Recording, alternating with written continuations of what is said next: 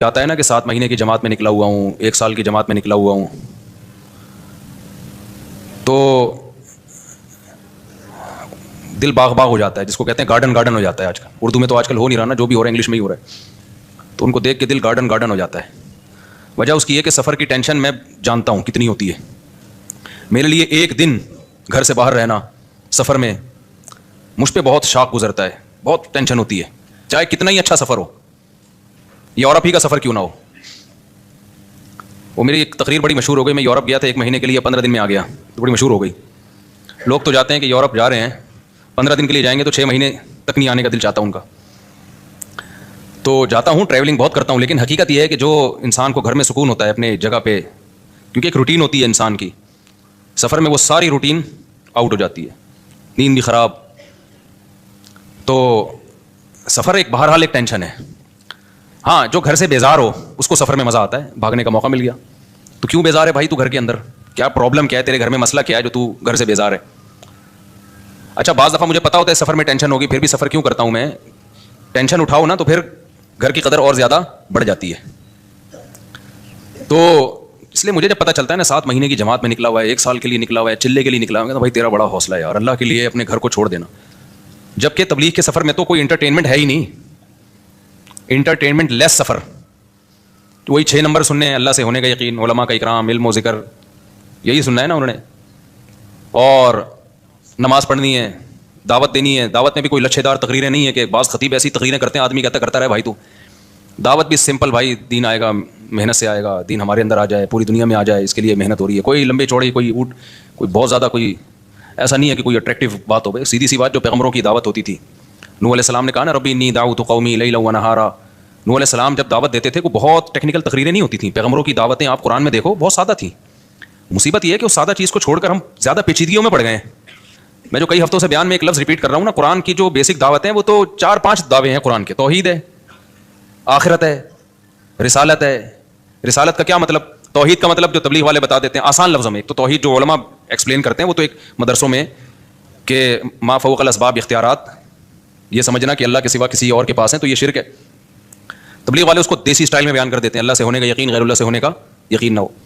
ختم نبوت کا عقیدہ علماء جب بیان کریں گے تو تھوڑا علمی انداز سے. تبلیغ والے کیسے بیان کریں گے ختم نبوت؟ تبلیغ والے ایسے بیان کریں گے بھائی اللہ کے احکامات کو نبی کے طریقے پہ پورا کرنا. نبی کا مطلب صرف پیغمبر صلی اللہ علیہ وسلم کے طریقہ، اس کے علاوہ کسی اور کا طریقہ ایکسیپٹیبل نہیں ہے. کوئی بھی آ جائے. موسیٰ علیہ السلام بھی زندہ ہوتے نا تو کس کو فالو کرتے آج؟ محمد صلی اللہ علیہ وسلم کو. تو یہ ختم نبوت کا عقیدہ آ گیا اس میں. توکل اللہ کا بہت بڑا حکم ہے. علماء کے اس پہ بیانات ہیں، بالکل ٹھیک ہیں وہ، لیکن عوام کا جو سادہ اسٹائل ہے عوام کو سمجھانے کا، اللہ سے ہونے کا یقین، غیر سے ہونے کا. کامیابی کے نقشوں میں اللہ ناکامی پیدا کر دیتا ہے، ناکامی کے نقشوں میں اللہ، یہی تو توکل ہے بھائی. نظر آئے گا ناکامی کے اسباب ہیں، لیکن اللہ ان اسباب میں کیا کر دے گا؟ کامیاب بنا دے گا. اللہ کے پاس ہے. ابراہیم علیہ السلام کو آگ میں ڈالا، بچ گئے. پچھلے ہفتے تو میں نے پورا بیان اس پہ کیا تھا نا. لوگ کہتے ہیں فضائل اعمال میں شرک ہے. اگر شرک ہوتا تو تبلیغ والوں سے بڑا توحید پرست تو ہم نے دیکھا نہیں بھائی. وہ تو یہ تو ہوتا ہے کہ ہمیں شکایت ہوتی ہے توکل میں بعض دفعہ غلو کر دیتے ہیں، یعنی اسباب کی بالکل یہ نفی کر دیتے ہیں. تو توحید میں غالی تو کہا جا سکتا ہے کہ بالکل یہ اسباب کی نفی کر دی. بعض لوگ ایسا کر رہے ہوتے ہیں کہ کوئی کرنا ہی، دکان پہ تالا ہی نہیں ڈالنا اللہ پہ. تو ہمارے ایک دوست ہے تبلیغ میں پک لگا کر رہا ہے، مسالہ زیادہ لگ گیا.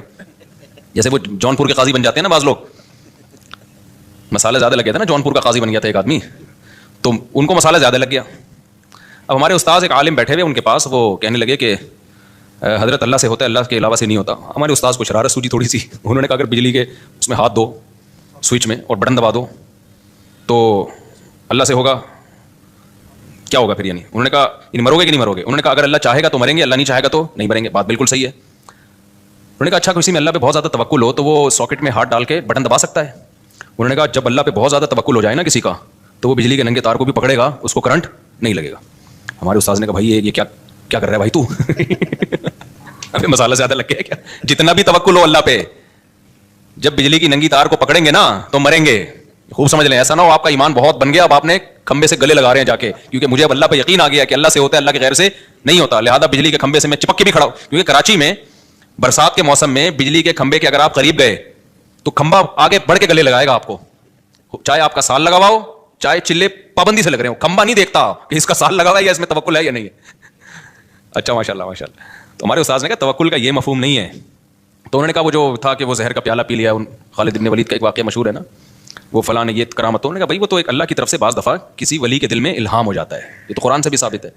اس الہام اتنا یقینی ہوتا ہے کہ اس ولی اللہ کو پتا ہوتا ہے میں یہ کام کر لوں گا تو مجھے نقصان نہیں ہوگا. تو اگر ایسا الہام کسی کو ہو گیا اور اس کو یقین ہو گیا تو پھر وہ اللہ پہ توکل پہ کر لیتا ہے. لیکن نارملی اس کا توکل سے تعلق ہی نہیں ہے. جیسے ایسے واقعات ہیں نا, کڑائی میں ہاتھ ڈال دیا, تو ایسے واقعات ہوتے رہے ہیں, کچھ نہیں جلے. تو یہ اس کی اجازت نہیں ہے کہ آپ کا اللہ پہ بہت توکل ہے تو آپ نے پتہ چلا جی کڑائی میں ہاتھ ڈال دیا کہ مجھے چونکہ اللہ سے ہونے کا یقین ہے لہٰذا میں ہاتھ ڈالوں گا کڑائی میں. تو نہیں, جتنا بھی اللہ سے ہونے کا یقین ہو کڑائی جلائے گی آپ کو, کیونکہ اللہ سے ہونے کا یقین کا مطلب یہ تھوڑی کہ کڑائی جلائے گی نہیں. اللہ کہے گا مجھ سے ہوتا ہے تو کڑائی جلائے گی تو میرے آرڈر سے جلائے گی نا. اس میں کون سی ایسی کون سی بات ہے.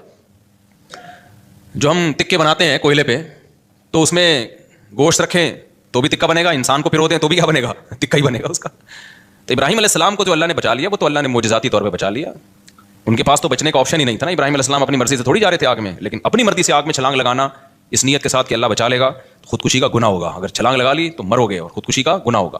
ہاں اگر اللہ نے کسی کے دل میں الہام کر دیا اور اتنا قوی الہام کہ جیسے حضرت مریم پیغمبر نہیں تھیں, اللہ کی ولی تھیں, لیکن جبریل جب انسانی شکل میں آئے تو ان کو اشکال ہوا, لیکن جب انہوں نے بتایا کہ میں جبریل ہوں تو حضرت مریم کے دل میں اللہ نے القاء کر دیا کہ یہ سچ کہہ رہے ہیں, یہ فرشتے ہیں, یہ انسان نہیں ہے. تو یہ اللہ اور بندے کا معاملہ ہے, لیکن دوسرے کے لیے پھر بھی وہ حجت نہیں ہے.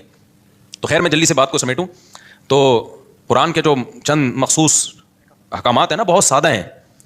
تو مولانا الیاس رحمۃ اللہ علیہ کا کمال یہ ہے کہ انہوں نے دعوت اور تبلیغ کو بہت آسان اور سادہ بنا کے پیش کیا کہ گاؤں دیہات کا آدمی جس کو الف بے بھی نہیں آتی اس کو بھی سمجھ میں آئے, اس کو بھی پتہ چل جائے کہ مجھے بننا کیا ہے. اور یہی پیغمبروں کا طریقہ تھا. آپ دیکھ لیں نوح علیہ السلام کیا کہتے ہیں, ربی انی دعوت قومی لیلا ونہارا, اے اللہ میں نے دن اور رات اپنی قوم کو پکارا, فلم یزدہم دعائی الا فرارا. آگے وانی کلما دعوتہم لتغفر لہم جعلوا اصابعہم فی آذانہم واستغشوا ثیابہم واصروا واستکبروا استکبارا. واستکبروا استکبارا آگے کیا ہے, ثم انی دعوتہم جہارا, ثم انی دعوتہم جہارا. آگے کیا ہے, حالانکہ میں فجر میں روز پڑھ رہا ہوتا ہوں یہ, اعلنت لہم واسررت لهم فقلت استغفروا ربكم انه كان غفارا يرسل السماء عليكم مدرارا ويمددكم باموال وبنين ويجعل لكم جنات ويجعل لكم انهارا ما لكم لا ترجون لله وقارا وقد خلقكم اطوارا. یہاں سے دعوت کی دلیل شروع ہو رہی ہے کہ بھئی تم اس اللہ کو کیوں نہیں مانتے جس نے تمہیں مختلف مرحلوں میں پیدا کیا ہے. پہلے مٹی, پھر منی کا قطرہ بن گئے منی, پھر ماں کے پیٹ میں جا کے جمع ہوا خون بن گئے. یہ کیسے تغیرات ہیں, کوئی میچنگ نہیں ہے مٹی میں اور اسپم میں, کوئی میچنگ ہے.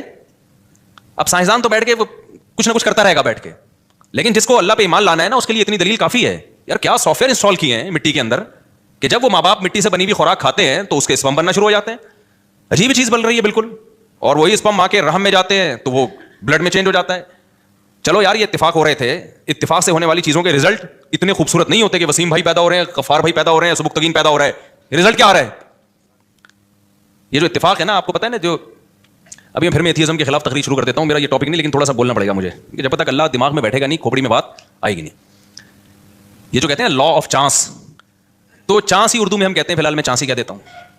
اب جیسے ایک صاحب مجھے کہنے لگے وہ ہم تو جنوری کہتے ہیں نا بھائی, فروری جنوری, ہماری زبان سے فروری آسانی سے نکل جاتا ہے.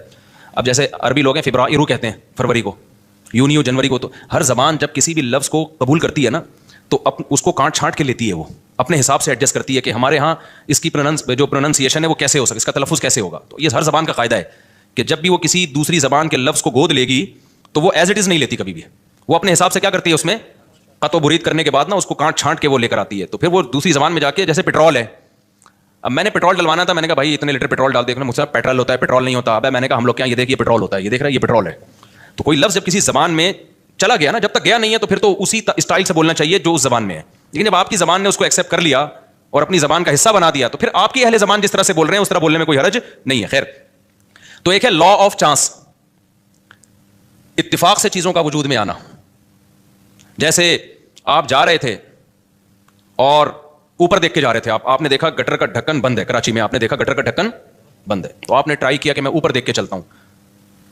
آپ اوپر دیکھ کے جا رہے ہو, ایک چور آیا گٹر کا ڈھکن چوری کر کے لے گیا. ابھی کچھ دن پہلے ایک ویڈیو بھی آئی ہے, ایک چور کراچی میں گٹر کا ڈھکن چوری کر رہا ہے, تو دھڑام سے آپ نیچے گر گئے. حالانکہ نہ چور کی یہ نیت تھی نہ آپ کی کوئی خودکشی کی نیت تھی, آپ تو ویسے ہی کچھ کوئی کبوتر دیکھ کے جا رہے تھے کسی کا, یا کوئی کھمبا اوپر کچھ دیکھ رہے تھے کیا ہو رہا ہے. آپ نے تو دیکھا تھا تھوڑی دیر پہلے یہ گٹر کا ڈھکن کیا ہے, یہ ڈھکا ہوا ہے. تو نہ چور کی یہ نیت تھی نہ آپ کی نیت تھی, لیکن بائی چانس آپ کی ڈیتھ ہو گئی, آپ گر گئے. ہوتا ہے نا یار, یہ اتفاق سے, کیا کہتے ہیں بھائی یہ کیا ہو گیا, یہ اتفاق سے ایسا ہو گیا, اتفاق سے ایسا ہو گیا. یہ بہت مشہور لفظ ہے, یا حسن اتفاق دیکھیے کہ آپ کا تذکرہ چل رہا تھا اور آپ ہی سامنے آ گئے. میرے ساتھ تو ایسا بہت ہوتا ہے, لوگ بیان سن رہے ہوتے ہیں میرا, میں سامنے سے گزر جاتا ہوں, یوں کر کے دیکھ رہے ہوتے ہیں, कह रहे हैं अबे हुस्न इत्तेफाक है भाई, आपका बयान सुनने थे बंदा सामने खड़ा हुआ है, अपने आप को यूं करके मार रहे होते हैं कि सो तो नहीं रहे, नींद तो नहीं, ख्वाब तो नहीं देख रहे हैं। तो ये इत्तेफाकात दुनिया में होते रहते हैं। तो अगर ये कायनात खुद से बनी है मेरे भाई, इत्तेफाक से बनी होगी, तो पता है आपको एक साइंसदान क्या कहता है, फ्रांस का एक साइंटिस्ट है, वो ये कहता है कि अगर हमारी जेब में 10 सिक्के हो ना, 10 सिक्के, ये मिसाल बहुत खानदानी है, इसको समझो अच्छी तरीके से। मैंने अपनी जेब में पर्चियां डाली 10, एक पे लिखा 1, दूसरी पे लिखा 2, तीसरी पे लिखा बोलो 3, चौथी पे लिखा, ये साइंटिस्ट का नाम भी मेरे जहन से निकल गया, चार्ल्स गोए करके आ रहा है आखिर में, कुछ बीच का मुझे वो बड़ी मुश्किल, उसकी बहुत ही मुश्किल से निकलता नहीं मुंह से मेरे, वो बहुत मुश्किल लफ्ज़ है वो। तो कभी इंशाल्लाह वो किताब सामने रखे ना, उसका नाम मैं इंशाल्लाह आपको बता दूंगा, खुद ही पढ़ लो क्या लिखा हुआ है ये। तो उसने एक बड़ी ज़बरदस्त मिसाल दी है कि आप एक पर्चे पे लिखें 1, दूसरी पे लिखें 2, तीसरी पे लिखें 3, इस तरह 10, और जेब में डाल दें वो पर्चियाँ। जब आप एक हाथ डाल के एक पर्ची निकालेंगे तो इसका कितना इम्कान है कि पहले नंबर वाली 1 वाली ही निकले, मिक्स भी कर दिया आपने भाई, 100-200 दफ़ा शायद ये अमल दोहराएं, या 50 दफ़ा या 10 दफ़ा, तो 10 दफ़ा में ये हो सकता है एक दफ़ा ऐसा हो जाए कि नंबर 1 वाली निकल आए पर्ची, ऐसा ही है ना। ऐसा तो बहुत ही कम चांस है इसका कि आपने हाथ डाला और पहली पर्ची निकली, है चांस लेकिन बहुत कम। फिर इसका कितना चांस है कि आप जब हाथ डाल के पर्ची निकालें तो इत्तेफाक से पहले नंबर पे पहली वाली और दूसरे नंबर पे दूसरी वाली, ये चांस और कम हो जाएगा। तो इस तरह पहले नंबर पे पहले वाली निकले, दूसरे नंबर पे दूसरी वाली निकले, तीसरे नंबर पे तीसरी वाली निकले, इसका और कम चांस होगा। यानी 100 आदमियों को आप लगा दें इस काम पे तो 100 में शायद एक ऐसा हो जिसने पहले नंबर पे पहली निकली, दूसरे नंबर पे दूसरी, तीसरे नंबर पे तीसरी। अब अगर आप ये चाहते हैं कि पहले नंबर पे पहली निकले इत्तेफाक से, दूसरे नंबर पे दूसरी, तीसरे नंबर पे तीसरी, चौथे नंबर पे चौथी, पांचवें नंबर पे पांचवी, चौथी पे एक मुझे याद आया, मैं जहाज में आ रहा हूँ, एयर होस्टेस ने मुझे देखा ना, एक बंदे ने मुझे साथ बैठे हुए दोस्त ने बताया, एयर होस्टेस से जैसी मेरे पे नजर पड़ी ना, दूसरे बंदे से कह रही है इशारा करके ये वो बंदा कितनी है ऐसे, वो मुझे दोस्त ने बताया, कह रहा एयर होस्टेस वही जो जहाज का हमला होता है ना, उन्हीं में से किसी को बता रही थी, अरे यूं करके। तो चौथे नंबर पे 4, चौथी पर्ची, पांचवें नंबर पे पांचवी, छठे नंबर पे छठी। इसके लिए वो कहता है कि 10 अरब मर्तबा, यानी 10 अरब लोग हो ना, तो एक दफा ये चांस है कि इतनी तरतीब से पर्चियां निकल आए। मैं समझा पा रहा हूं अपनी बात? 10 अरब, क्योंकि हर दफा एक एक पर्ची के आने से भी इम्कान हजारों गुना कम होता चला जाएगा। यानी हो सकता है कि 9 इकट्ठी 9 निकल आए, 10वीं ना निकले, दोबारा 1 या 2 निकल आए, तो आप 10 अरब मर्तबा यानी 10 अरब लोगों को खड़ा करें और सबके साथ ये प्रोसेस, और शायद एक उसमें कामयाब हो जाए, ये लॉ ऑफ चांस के तहत। और उसने फिर आगे, ये गैर मुस्लिम साइंटिस्ट की बात कर रहा हूं, उसने आगे ये लिखा है कि जो सेल है ना जिससे इंसान बनता है या पौधे बनते हैं, ये जो एक इकाई है सेल, ये सेल भी पूरा नहीं, इसका एक मॉलिक्यूल, उसके लिए कम से कम एक के आगे आप 160 सिफर लगा दें, अरबों खरबों बन जाएगा ना, 160 सिफर। अबे नहीं समझ में आ रहा आपके मैं क्या कह रहा हूं? 160 सिफर का मतलब पता है क्या होता है? जब एक सिफर इकाई, दहाई, सैकड़ा, हजार, 10,000, लाख, 10 लाख, करोड़, 10 करोड़, अरब, 10 अरब, खरब, 10 खरब, आगे पता नहीं, मुझे तो आती नहीं गिनती। तो 160 सिफर लगाने पड़ेंगे। एक सेल अगर इत्तेफाक से वजूद में आए तो कायनात की उम्र इतनी हो, 160 सिफर लगा दें तो शायद एक सेल वजूद में, यानी इत्तेफाक से हवाएं उड़े, हवा भी कहां थी, रोटेशन करके एक सेल वजूद में आ जाए, एक इकाई जो पौधे और इंसान की जो भी जानदार चीजें उनकी एक बुनियादी इकाई। मैं समझा पा रहा हूं अपनी बात? जबकि कायनात की उम्र खुद साइंसदानों के मुताबिक इतनी है ही नहीं, जमीन की उम्र भी नहीं है इतनी। जमीन तो बहुत ज्यादा 4 अरब 5 अरब साल, मुख्तलिफ जो रिपोर्टें पेश की जाती हैं 4 अरब साल पुरानी, जबकि ये सेल जो वजूद में आया है जमीन में वजूद में आया है, ये कहीं और थोड़ी वजूद में आया है। तो इतनी इस जमीन की उम्र नहीं है जितनी लॉ ऑफ चांस के तहत आप ये फर्ज कर लो कि एक सेल ऑटोमेटिकली खुद ब खुद इत्तेफाक से वजूद में आ गया हो। आगे एक सेल वजूद में आने के बाद फिर ये जो उसने इर्तिका किया डार्विन के मुताबिक, वो इर्तिका भी तो इत्तिफाकी है ना, उसके लिए तो अरबों खरबों और चाहिए, और अरबों खरबों साल चाहिए, क्योंकि फिर वो सिर्फ एक सेल थोड़ी, इंसान एक सेल को थोड़ी कहते हैं, वो सेल ग्रो कर रहा है, उसमें आंख बन रही है, नाक बन रही है, कान बन रहे हैं, दिल बन रहा है, दिमाग बन रहा है, जबान बन रही है, गुर्दे, फेफड़े, कलेजी, घुटने, ये सारे प्रोसेस से इत्तिफाक से हो रही है। जाहिर है उसमें बहुत सारे जाया हो गए होंगे ना सेल, खरबों जाया हुए होंगे, एक ने इर्तिका करके इवॉल्व करके अगले स्टेप तक पहुंचा होगा। ऐसा ही होगा ना? अब जो खुद ब खुद हो रहा है तो ऐसे ही खुद ब खुद तो फिर ऐसे ही हो रहा होता है ना। एक सेल जो है वो तरक्की करते करते थोड़ा सा एडवांस हो गया और फिर मुख्तलिफ शक्लों में वो तब्दील हो रहे हैं। एक सेल पौधों की तरफ चला गया, एक पौधे तरक्की करते करते, पहला जानवर अमीबा होता था ना, वो हमने साइंस में पढ़ते थे, वो वजूद में आ गया फिर। तो इसके लिए ये पॉसिबल ही नहीं है इत्तिफाकी तौर पर, इम्पॉसिबल। और ऐसा उसमें डिजाइन हुआ है ना कि मैं आपके सामने बैठा हुआ हूं, वो जो सेल फर्स्ट टाइम वजूद में आया था, सही है ना, वो सेल इत्तिफाक से तरक्की करते करते खरबों अरबों खरबों खरबों खरबों खरबों खरबों खरबों को खरब से जरब दें होते होते मुफ्ती तारिक मसूद साहब बन गए और 1 घंटे का बयान करने बैठ गए। कहते 1 घंटे का होता 3 घंटे का है। तो او بھائی یہ بکواس ہے, خدا کی قسم اپنی جانوں پہ رحم کھاؤ, اللہ آگ میں اٹھا کے پھینکے گا. اللہ کہے گا یہ تھوڑی کہ جس سائنسدان نے اٹھ کے جو مرضی پھینک دی تم نے اس کو اس بیس پہ مان لیا کہ سائنسدان کہہ رہا ہے, حالانکہ سارے کہہ بھی نہیں رہے ہیں. یا تو اجماعی مسئلہ ہوتا ہے نا سائنسدانوں کا, کہہ بھی نہیں رہے ہیں, وہ تو کہنے ایک تھیوری ہے, وہ میں بھی ہو سکتا ہے ایسے ہوا ہو. دوسرا سائنسدان کہہ رہا ہے یہ نہیں ہو سکتا. تو مان لو بھائی کوئی خالق ہے جس نے بنایا ہے, اور اس کو کس نے بنایا, وہ ہمیشہ سے ہے, کیونکہ وہ مخلوق نہیں ہے, وہ کریٹر ہے, وہ کریٹڈ تھوڑی ہے. لا آف چانس تو اس کائنات میں چلتا ہے, خالق میں تھوڑی چلتا ہے, وہ تو ہماری عقل سے کیا ہے, بالاتر ہے. تو خیر جو یہ تو ٹیکنیکل اسٹائل ہے نا. تو تبلیغ میں ایک جو اللہ تعالیٰ نے جو میں نوح علیہ السلام کا بتا رہا تھا, انہوں نے سادہ نوح علیہ السلام نے کیا کہا, وقد خلقکم اطوارا. ارے بھائی ڈاروین کو چھوڑ, تو اپنی آنکھوں سے دیکھ مٹی سے. اچھا یہ جو ہم جو بن کے آئے ہیں اس میں تو کروڑوں خربوں سال بھی نہیں لگے ہیں, ہم تو 9 مہینے میں مارکیٹ میں آ گئے, ٹھیک ہے نا, کیا خیال ہے. ایسے سافٹ ویئر انسٹال ہے ماں کے پیٹ میں بھائی, یا اس اسپم میں ایسے سافٹ ویئر انسٹال کر دی اللہ تعالیٰ نے. یہ تو میں بار بار ایک بات کہتا ہوں, سائنسدانوں نے انسانوں کو بنتے ہوئے پیدا ہوتے ہوئے دیکھ لیا. اگر یہ پروسیس اپنی آنکھوں سے نہ دیکھا ہوتا, خدا کی قسم سائنسدان کہتی ہے ایک انسان جب میں جیسے ہوں نا بننے میں اربوں سال لگے ہوں گے تو یہ بن کے آیا ہے. تو اللہ نے تو فوراً سورہ نوح میں اللہ نے بتا دیا کہ نوح علیہ السلام نے اپنی قوم کو سمجھایا کہ ڈاروین تو بعد میں پیدا ہوگا میری اولادوں میں, لیکن تم ابھی جو تم دیکھ رہے ہو اپنی آنکھوں سے کہ مٹی سے تھوڑے دنوں میں, مٹی سے ہی ہے نا جو مٹی سے ہم خوراک کھاتے ہیں وہ اسپم میں تبدیل ہو جاتی ہے. کتنی جلدی ہو جاتی ہے یار, یہ کتنی جلدی تبدیل, 3 دن کے اندر اسپم مکمل بن کے تیار ہو جاتے ہیں. تو آپ جو بھی خوراک کھا رہے ہیں کتنی ڈفرینٹ قسم کی خوراکیں کھا رہے ہو, آپ پراٹھے پھوڑ رہے ہو, انڈے پھوڑ رہے ہو, کوئی سبزی کھا رہا ہے, کوئی دال کھا رہا ہے, ہر چیز گھوم پھر کے بن کیا رہی ہے, آنکھوں کی بینائی, کانوں کی سماعت اور اسپم میں چینج ہو رہی ہے. جو بالغ لوگ ہیں ہر چیز اتنی چیزوں میں 3 دن کے اندر پورا پروسیس مکمل ہو جاتا ہے. صرف ہماری باڈی کو گلوکوز فوراً بن جاتا ہے, ہم جب ڈھیلے ہو جاتے ہیں نا تو چینی اور یا میٹھا کھاتے ہیں تو فوراً انرجی ملتی ہے. لیکن باقی جو پروٹین ہے یا اور جو ہماری باڈی میں ریکوری ہوتی ہے وہ 3 دن سے لے کے 10 دن جو بھی ڈاکٹروں کی آ رہا ہے وہ میڈیکل سائنس کی, لیکن بہت جلد وہ سارا پروسیس کمپلیٹ ہو جاتا ہے. سب فٹ فاٹ ہو گئے, بن ٹھن کے تیار 3 دن کے اندر, ٹھکا ٹھک ایسی مشین کے اندر لگی ہوئی ہے, جو مرضی کھائے گا. تبھی یہ زیادہ کھانے پینے کو فوکس بھی نہیں کیا کرو, یہ بھی ذہن میں رکھو.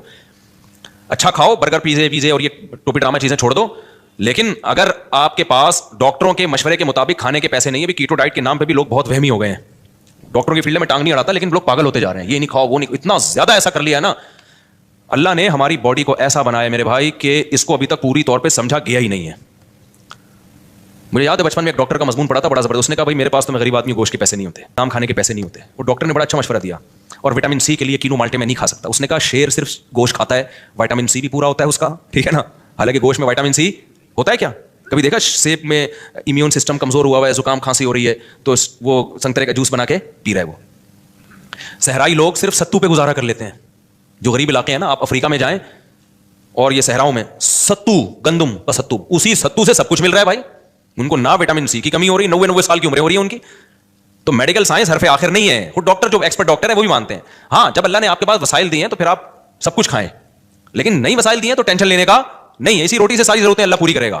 ایک ڈاکٹر نے مجھے بتایا, بہت ایکسپرٹ ڈاکٹر ہے, انہوں نے کہا کہ ٹیسٹوں پہ زیادہ نہ بھروسہ کیا کرو, یہ والی کمی آ گئی تو آدمی ٹینشن میں جا رہا ہے. دیکھو کچھ ہو تو نہیں رہا نا, ٹھیک ہے نا.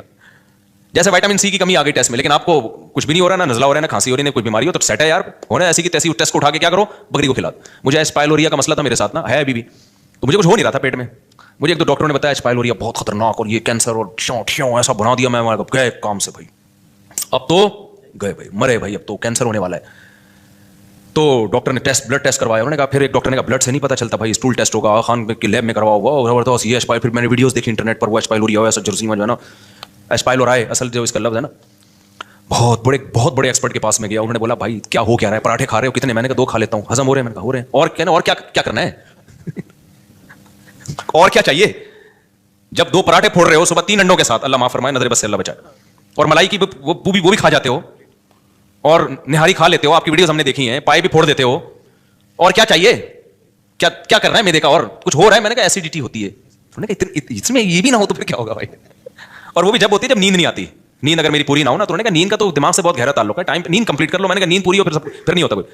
تو میں نے کہا یہ آغا خان کی رپورٹ ہے, اسپائلورائے. انہوں نے کہا بھائی بکری کو کھلا دو یہ رپورٹ.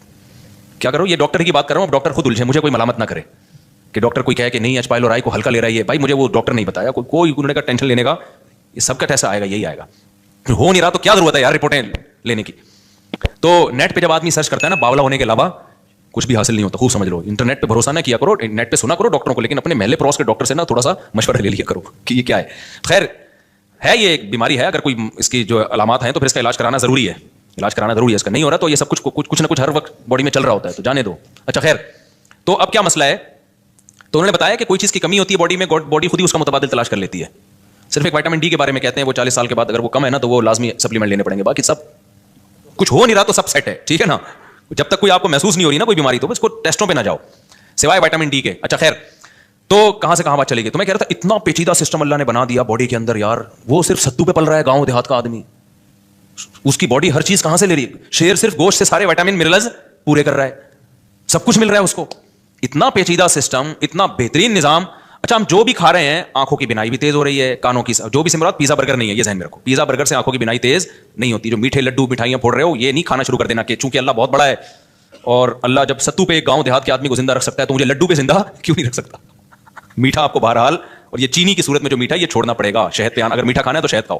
اچھا خیر, تو کچھ چیزیں تو نیچرل ہی نہیں ہے نا. یہ جو پیزے برگر اور یہ سفید آٹے کی یہ جو اور میدے ویدے, یہ تو نیچرل تھوڑی ہیں, یہ تو انسان کی خوراک. یہ تو گوروں نے آ کے ہمیں ان فضول چیزوں پہ لگا دیا. خیر, تو اللہ کا نظام کتنا عجیب ہے میرے بھائی. جو بھی کھا رہے ہیں ہم, آنکھوں کی بینائی تیز ہو رہی ہے, کانوں کی سماعت تیز ہو رہی ہے, اور اللہ کہتے ہیں اس سے اسپم بن رہے ہیں. وہ تھوڑے دنوں میں اربوں خربوں, یہ لا آف چانس کے تحت ہو رہا ہے. ایسا ہے بھائی, اتفاق سے ماں میں ایسے سافٹ ویئر انسٹال ہو گئے ہیں بائی چانس جو ہے وہ باپ کے ایسے سافٹ ویئر انسٹال ہو گئے ہیں کہ پراٹھے سے اسپم بن رہے ہیں بھائی. یار اسپم کو دیکھو اور پراٹھے کو دیکھو, کوئی میچنگ ہے؟ کسی سائنسدان کے پاس پراٹھا لے, میں تو چونکہ پراٹھے کھاتا ہوں نا تو اس لیے میں وہ مثال دوں گا, ورنہ سے پراٹھے سے نہیں. اور پراٹھا بھی کوئی کھانے کی چیز نہیں ہے, عادت پڑی ہوئی ہے ہمیں, اور وہ بھی ہم اسی اصول کے تحت کہ اللہ سے ہوتا ہے, غیر اللہ سے کچھ نہیں ہوتا. کہیں تو اللہ کو لاؤ نا بھائی. اب یہ تھوڑی کہ پراٹھے چھوڑ دیں یار, اتنا بھی آپ سائنس کو, ڈاکٹروں کو لفٹ نہیں کراؤ. تو لا آف چانس کے تحت کیا ہو رہا ہے کہ جی پراٹھوں سے کیا بن رہے ہیں, اسپم بن رہے ہیں. اور اتفاق سے مرد الگ بن گیا, عورت الگ بن گئی, ایک ہی مخلوق سامنے نہیں آئی ہے. تو یہ جو میں نے مثال دی تھی نا 10 سکوں والی, اس میں تو 10 ارب دفعہ یہ عمل تھا, 10 ارب لوگ کر رہے ہو, تو ایک میں اس بات کا چانس ہے. یہ جو ہو رہا ہے نا اس کائنات میں, پوری کائنات بن گئی, ستارے, سیارے, زمین سورج کے ارد گھوم رہی ہے. تھوڑا سا فاصلہ بڑھ جائے تو سورج کی طرف سے آزاد, تھوڑا سا کم ہو جائے تو سورج پہ جا کے ٹکرا جائے گی. ایسے بالکل لگ رہا ہے کوئی پلگ پانا لے کے نا کوئی نٹ بولٹ ٹائٹ کر رہا تھا زمین کے نٹ بولٹ ٹائٹ کر رہا تھا, اور اس کو 23 ڈگری پہ جھکا دیا زمین کو. زیادہ بھی نہیں جھکایا, زیادہ جھکائیں گے نا یہ دن اور رات کا ڈفرنس بہت زیادہ بڑھ جائے گا, اور سردی میں بہت زیادہ سردی پڑے گی, گرمیوں میں اس سے بھی زیادہ گرمی. چیک اپ آباد والے تو ابلنا شروع ہو جائیں گے گرمیوں میں اگر زیادہ اللہ نے یہ کر. ایک خاص 23, نہ 24 نہ 22. یار ایسی ایڈجسٹمنٹ یار, ایک لگ رہا ہے کوئی پلک پانا لے کے بیٹھا ہوا تھا, اسکرو سے ٹائٹ کر رہا تھا زمین کو کہ اتنا جھکانا ہے اس کو, اس سے زیادہ بھی نہیں, اس سے کم بھی نہیں, اور اتنی اسپیڈ سے سورج کے ارد گھمانا ہے اس کو, نہ اسپیڈ زیادہ کرنی ہے نہ اسپیڈ کم کرنی ہے. پوری ایک بہترین ایڈجسٹمنٹ ہے. یہ تو خربوں سے ضرب دیں, پھر بھی یہ اتفاق ناممکن. میں نے 2 ہفتے پہلے ایک مثال دی تھی نا کہ ایک سائنسدان نے کہا ہے کہ ایسا ہی ہے جیسے کچرا پڑا ہوا ہے اور خربوں سال میں اس سے ایک بوئنگ طیارہ بن کے تیار ہو گیا اتفاق سے. تو وہ جتنا امکان اس کا ہے اس سے بھی کم امکان اس کائنات کے بننے کا ہے. تو اب نوح علیہ السلام نے کیا سمجھایا, وقد خلقکم اطوارا, دیسی دلائل دیے نوح علیہ السلام نے دیسی انداز سے. ابے تو اپنی آنکھوں سے دیکھ رہے ہو, مٹی سے اسپم بنتے ہیں, اسپمس ماں کے پیٹ میں جا کے جمے ہوئے خون میں تبدیل ہو جاتا ہے, جمع ہوا خون جو ہے وہ گوشت میں تبدیل ہو جاتا ہے, گوشت میں آنکھیں, ناک, کان, دل, دماغ, جگر لگ رہے ہوتے ہیں, پھر ماں کے پیٹ سے باہر آتا ہے, کیسا رو رہا, چیخ رہا ہے اور آوازیں کس رہا ہے, پھر اس کی مسکراہٹ, ہر چیز بچے کے حساب سے اللہ نے اس میں رکھ دی ہے. دیکھو بچے چونکہ معصوم ہوتے ہیں, کسی کام کے نہیں ہوتے, کوئی کما کے کھلاتے ہیں, ہر چیز میں آپ کے محتاج ہیں, تو انسان کے لیے تو بہت بڑے بوجھ بن جاتے ہیں, کوئی نہیں پالتا ان کو.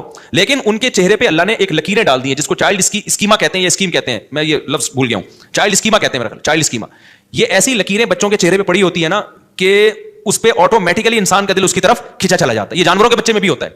بلی جو اپنے بچوں سے محبت کرتی ہے نا, اس کے چہرے پہ, بلی کے بچوں کے چہرے پہ الگ سی معصومیت نظر آئے گی آپ کو. خدا کی قسم کوئی بڑا مصور بیٹھ کے جب تک یہ لکیریں نہ بنائے نا, کہ ایسی لکیریں ڈیزائن کرو کہ دیکھتے ہی اس کے طرف دل کھینچا چلا جائے. بچے کی مسکراہٹ اور بڑے کی مسکراہٹ میں زمین آسمان کا فرق ہے. بچے کی معصومیت میں, بڑے کی معصومیت میں, بڑے میں معصومیت ہوتی نہیں ہے, رو رہا ہوتا ہے, دل چاہتا ہے 2 تھپڑ لگا کے خاموش کرا دو اس کو. ویسے تو آج کل بچوں کے بارے میں بھی ماؤں کا دل یہ کر رہا ہوتا ہے کہ 2 تھپڑ لگا کے, لیکن بچے پہ کوئی مصیبت آتی ہے جو اس کا چہرہ جس طرح سے بنتا ہے نا, وہ بڑے کا چہرہ ویسا نہیں بنتا, کیونکہ دل فوراً کھینچا چلا جاتا ہے اس کی طرف. تو یہ اس کے چہرے پہ کچھ لکیریں قدرت نے بنائی ہیں, اسی حساب سے بنائی ہیں, کیونکہ یہ سوسائٹی کے لیے فی الحال کسی کام کا نہیں ہے. اس کو خدمت چاہیے, کون خدمت کرے گا بھائی. اس کے چہرے پہ ایسی لکیریں ڈال دو جو اس کو دیکھے اس کو اس پہ پیار آئے. تبھی دیکھیں بچے, ہم بچوں کی تکلیف برداشت نہیں ہوتی ہے انسان سے, بہت ترس آتا ہے بچوں کے اوپر. کہیں بھی ظلم ہو رہا ہو نا, بڑوں پہ ظلم ہو رہا ہو, اس پہ انسان کا دل اتنا پگھلتا نہیں ہے. بچوں پہ ہو رہا ہے ایک دم دل پگھلنا شروع ہو جائے گا, کیوں, ان کے چہرے پہ الگ سی معصومیت ہے. تو معصومیت کیا ہے, وہ لکیریں ہی تو ہیں. وہ کچھ لکیریں اللہ نے ایسی اس اسٹائل کی بنا دی ہیں, ان کی آنکھوں کو ایسا بنا دیا ہے کہ وہ کھینچتا ہے اپنی طرف لوگوں کو. موسیٰ علیہ السلام کو جب فرعون نے صندوق سے نکالا ہے تو فرعونی کا تو ارادہ تھا قتل کرنے کا, لیکن قرآن کیا کہتا ہے, وَأَلْقَيْتُ عَلَيْكَ مَحَبَّةً مِّنِّي, اے موسیٰ ہم نے تیرے چہرے پہ ایک ایسی معصومیت ڈال دی, اور ایسی اللہ نے کچھ چہرے پہ لکیریں بنا دی کہ محبت جو دیکھتا تھا اس کا دل کھینچا چلا جائے. یار اتنا پیارا بچہ, بھائی اس کو قتل مت کرو, بھائی اس کو قتل. فرعون جیسا سخت دل آدمی بھی بالآخر اس نے قتل کا ارادہ ترک کر دیا. تبھی تو کہتے ہیں جو بچوں کے قاتل ہوتے ہیں بڑے ظالم ہوتے ہیں, اس لیے کہ یار ان کو دیکھ کے پیار کرنے کا دل چاہتا ہے بچوں کا. اس لیے مجھے وہ بہت ہی کوئی بے شرم لگتا ہے جو بچوں پہ زیادتی ظلم کرتا ہے، بچوں پہ مارتا پیٹتا ہے ان کو۔ میں تبلیغ کی بات بتا رہا تھا کہ یہ جو 2-3 بیسک چیزیں ہیں نا، تبلیغ والے اسی کو پوری دنیا میں لے کے چلتے ہیں، یہ بیسک ہیں۔ اللہ سے ہونے کا یقین آ جائے اور اللہ پہ اعتماد آ جائے، اللہ پہ توکل آ جائے۔ میں نے تبلیغ والوں کو نہیں دیکھا کہ وہ جب کوئی مصیبت آئے نا تو وظیفوں میں لگے ہوئے ہوں، کیونکہ اکثر یہ واقعہ بتایا جاتا ہے بھائی 2 رکعت صلاۃ الحاجت پڑھ کے اللہ سے میرے والد صاحب تبلیغ میں لگاتے تھے نا، کوئی پریشانی آتی 2 رکعت پڑھ کے اللہ سے مانگتے تھے۔ یہ صلاۃ الحاجت کے نام سے کوئی حدیث میں نماز نہیں ہے، لیکن نام دینے میں کوئی حرج نہیں ہے۔ حدیث میں آتا ہے جب بھی کسی کو کوئی مشکل ہو نا 2 رکعت پڑھ کے اللہ سے مانگے، تو اس کا نام بعد میں آسانی کے لیے صلاۃ الحاجت رکھ لیا۔ تو یہ چیز نظر آئے گی آپ کو تبلیغ والوں میں۔ اچھا، تبلیغ والے بدعت کے خلاف ایسے بیان نہیں کرتے کہ تیجا غلط ہے، 40واں غلط ہے، فلانا غلط ہے، ڈمکانا، کبھی نہیں سنا ہوگا، لیکن میں نے دیکھا جو تبلیغ میں وقت لگاتے ہیں آٹومیٹیکلی تیجے 40ویں ان کی زندگی سے ختم، آٹومیٹیکلی بغیر کسی تقریر کے، کیونکہ مزاج یہ بن جاتا ہے بھائی اللہ کے حکم کو نبی کے طریقوں پر پورا کرنا ہے۔ اب ان کو یہ تو سب کو پتا ہے نبی نے تو تیجا نہیں کیا، نبی نے تو 40واں نہیں کیا، تو آٹومیٹیکلی بہت سارے کام موضوع بنا کے نہیں ہوتے، خود بخود۔ ایک 4 شادیوں والا رہ گیا تبلیغ میں، اس پہ پتہ نہیں کب آئیں گے وہ لوگ۔ خیر، ایک عالم نا اعتراض کر رہے تھے تبلیغ والوں پر، میرے شیخ ہیں حضرت مفتی عبدالرحیم صاحب، ان کے پاس بیٹھ کے کہ حضرت یہ ریونڈ میں سارے علماء کو کیوں بیان نہیں کرنے دیتے، ریونڈ کے اسٹیج سے فلانے کو بلائیں، یہ صرف ان علماء کو بیان کرواتے ہیں جن کا تبلیغ میں وقت لگا ہوا ہے۔ تو ہمارے استاد ان کو سمجھا رہے تھے بھائی ایک نیٹ ورک ہے، ایک طریقہ ہے، تو اس میں ظاہر ہے جب تک ایک ان کی پالیسی ہے کہ اس سے گزر کے نہیں جائے گا تو کام کی نوعیت سمجھے گا نہیں۔ تو کہا نہیں اتنے بڑے بڑے علماء، بھائی بڑے بڑے علماء ہیں وہ اپنے ممبر پہ صحیح کام